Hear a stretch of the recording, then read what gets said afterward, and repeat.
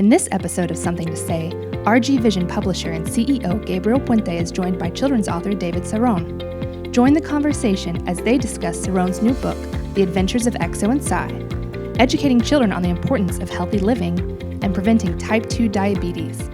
Hi, and welcome to RGVision's podcast, Got Something to Say. My name is Gabriel Puente. I'm the CEO of RGVision Publications, also RGVision Media. Today we have David Norick. Welcome, David. Thank you. Happy New Year. Happy New Year to you, a new 2020. We're really excited for you to be here today because we are going to be talking about the adventures of Exo and Psi. Yeah. So Exo and Psi. You'll be able to read it. For those who are listening to this, you can actually go to rgvisionmagazine.com and read the full article about David Norick and his inspiration behind putting together this interactive health magazine that is pretty much for kids, and also for families. I myself have a 4 and a 2-year-old, and they were really excited to actually start reading this magazine. It's a little book. It's a little adventure. But within the adventure, it's interactive. It's interactive. So tell us a little bit about it. Tell me how you started this, or how did you think about this? Yeah. So as you know, living in the RGV, diabetes, obesity, it's pretty prevalent. And my family had not been immune to this. My entire family, I think everybody has diabetes now, which is, pretty bad. Mm-hmm. And in 2013, I lost my brother to the effects of diabetes. Wow. Yeah, and it was tough to see him go from a collegiate athlete to wheelchair bound, having to undergo some amputations and just see him not do what he could do. And so when I lost him, that was a pretty crushing blow for the whole family. And then the following year, in 2014, I lost my sister to diabetes. She was a school teacher, and she had a massive heart attack during a UIL school event in La Jolla. From that was the inspiration for this. With her, it was really tough. A few months before she passed away, she went to the doctor. The doctor told her, hey, your potassium levels are too high. You need to change your diet. And she did for about a month.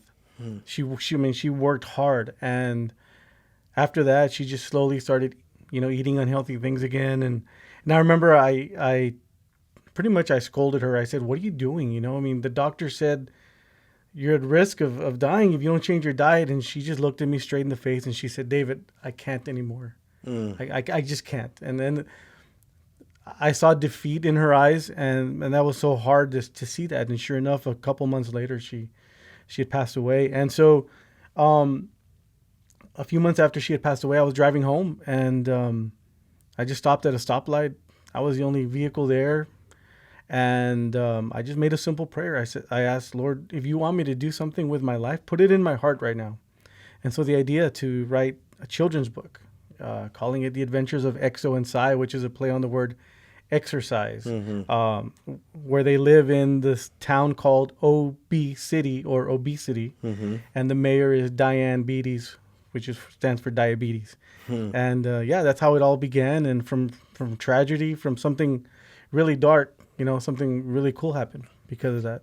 Wow. And so kind of walk us through that timeline. I mean, that's pretty amazing that this idea just came to you, and then you started just kind of thinking about these ideas. Like, talk to us about the process. I'm sure that there were moments that in the middle of the night you were driving and it was like, oh my gosh, OBCD, I need to write that down. Yeah. How did that happen? Man, it happened all within, honestly, a minute or so when I was stopped at that stoplight.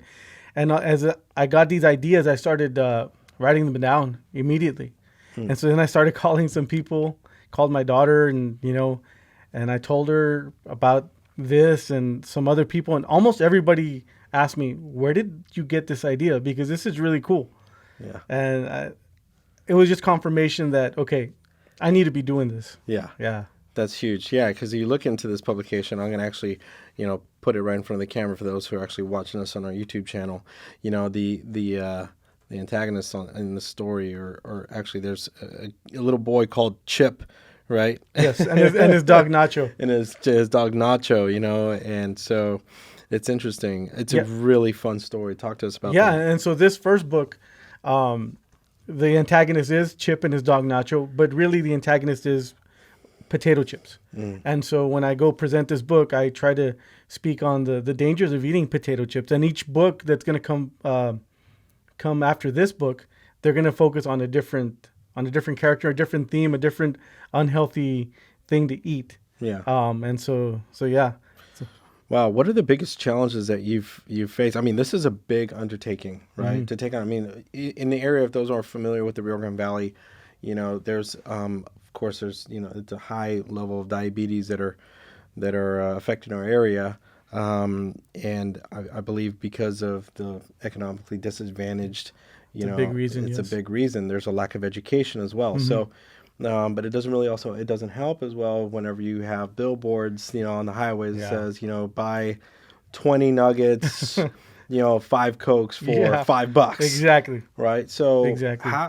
What is the biggest challenge, or have you, how do you combat that? It's changing the mindset. The city of McAllen, unfortunately, this year or actually 2019, last year, was given the distinction of being the fattest city in the United States. We went up from number, I think, 3 to number 1, but really McAllen is taking the hit on this. But it's the Rio Grande Valley. I mean, almost 40% of people here in the RGV have diabetes, or they're pre-diabetic. So I mean, it's a whole thing. And so we didn't get to this place just overnight.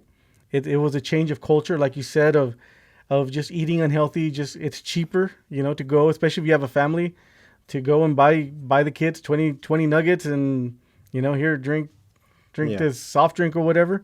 And so the biggest challenge is, and I've seen it as I've gone and present to schools, is one of the questions I ask when I start presenting the book is, how many of you kids love potato chips? And about 90% scream and yell and raise their hand, and and so I know right there that's my battle right there. Yeah. And so to try to get these, not just kids, but kids of all ages, I'm talking about adults, to change that mindset, to eat healthy, that's a huge challenge, because you're talking about years and years of unhealthy habits that need to be changed. Yeah. That's a huge roadblock in what I'm trying to do.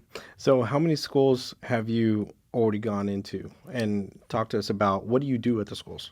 So I officially just had my first set of books printed in late October, and I've been to about 5 schools, and I have some more set up for 2020. And so when I go, it's an interactive presentation. It's, as a school teacher, I remember when we would have authors come and visit, the kids were sitting down, and the author was sitting down, and the author would read, and it was a very quiet time. This is not what this book is about. So when I go present, I always ask, we need a big either auditorium or the gym, or let's do this outside or the cafeteria or whatever, because I want the kids standing up. They're not going to be sitting down during this presentation. Yeah, because it's almost like a production. Yeah, right? It is. I mean, because this is a story. This is an adventure. It is. Right? Yeah, and the kids get to be a part of that. Okay. And so there's different exercises that the kids have to do, and I'm there doing them with them. So I'm standing up. I'm motivating these kids to get up, exercise, and they're doing the exercises. And so by the end of the presentation and by the end of reading the book, you've actually gotten an exercise workout. That's pretty cool. Yeah, because I was reading through it the other day, or just, last night. And, there's this great story. And then throughout the story, it tells you to stop for 30 seconds, do ladders, and in place, a child is climb the ladder for 30 seconds, because at that point in the story, Exo and Sai are actually climbing a ladder to chase Chip. Yeah. Right? That's really cool. So, at what is the youngest age that you've been able to present to? And I guess what's the most impactful age that you want to reach? I've presented to kids in pre-K and kinder. Now that presentation is a little bit different because I can't go too much into my story. They're too young to really understand that. Right. But they still love to get up and exercise and move around and yell and everything. But I think probably the best age group would be about 3rd to 5th grade, because there I can actually go into telling my story of my brother and sister, how this is very personal to me, how that can happen if we don't take care of our bodies. Yeah. And so that really is kind of the sweet spot as far as the target audience that I'm trying to reach. Yeah. Yeah, because it does start at an early age. It does. I mean, habits, happen very early. So if a matter of just getting them in the right habits, eventually Exactly. we can change the mindset and the culture. Yep. So what's the next step? I mean, how many adventures are there right now? Right now, there's just one, and my plan is to release a new book every November because it coincides with National Diabetes Awareness Month, and I'm looking at November 17th every year. That being my sister's birthday, who passed away, so that's very significant for me. Right now, there's one, but I do plan on making it a series of 7 right now books. The next one being called The Adventures of Arrow, which is a little girl, and her cat Bix. So The Adventures of Arrow and Bix, or Aerobics. And and it's really cool because as I go present, I always ask the kids, hey, if you guys have any cool names for different villains or antagonists, let me know. And I presented at Ramirez Elementary in Edinburgh, and one of the students said, hey, how about naming one of your villains Marsha Mello for Marshmallow? I'm like, dude, that is so awesome. That's cool. And so Marsha Mello and Candy Cane are going to be the next antagonist in the next book, which is The Adventures of Arrow and Bix. Oh, wow. That's very cool. So anything you would like to add or plug or maybe talk to our listeners and also viewers about? Yeah, if there's anybody out there who's interested on me going to presenting either at a school, library, it doesn't matter, at a park, party, I'm more than willing to go anywhere, travel anywhere to go and present, because I think this is a huge topic that needs to be discussed, especially here in the Rio Grande Valley. You know, we didn't get to where we are now overnight, and we're not gonna change it overnight, but we need to start somewhere. Yeah. And my goal is, I want to translate this book into Spanish firstly, so that I can go present not just here in the United States, but also other Spanish-speaking countries like Mexico, and I want to take this all over the country, really, and honestly, eventually all over the world. And so they can hit me up at they can email me at exoandcy@gmail.com. That's exoandcy@gmail.com. If they have any questions or want to get a hold of me and book me for schools or whatever. And also I want to say that I've always been a proponent of local businesses. And so I'm teaming up with the RGV Diabetes Association, the South Texas Juvenile Diabetes Association, and the South Texas Literacy Coalition. And so sales from every book go to those organizations because I want to support them because they've also been supporting me. Awesome. And I think that's really important. Great organizations. I know I'm familiar with both of them. So eventually, hopefully we can find an app, I think, later on down the road. That would be awesome. So that you can actually hear the audio adventures of XOSI and Aerobics. Yeah. So I'm excited. Hey, Dave, thanks for coming in. Thank you so much. Appreciate it.